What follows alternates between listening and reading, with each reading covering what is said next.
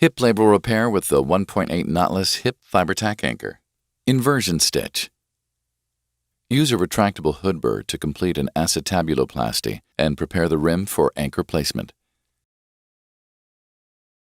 Place a 20-degree curved drill guide on the acetabular rim and use a flexible drill pin to create a pilot hole for the anchor insertion.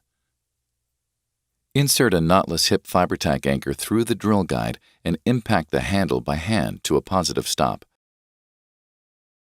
Remove the handle and the drill guide from the cannula. Slowly pull all of the sutures to set the anchor in the bone socket.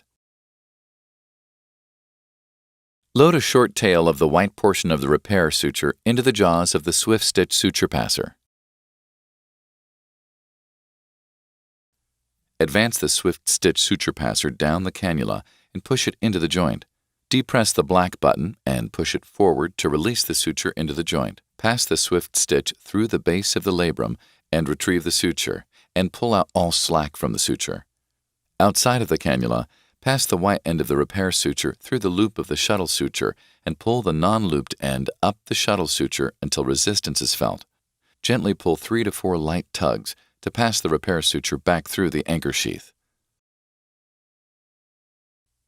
Pull on the repair suture to get the initial tension. Outside of the cannula, load the repair suture into the sutured cutter for final tensioning and cutting. Insert subsequent anchors to complete the labral repair.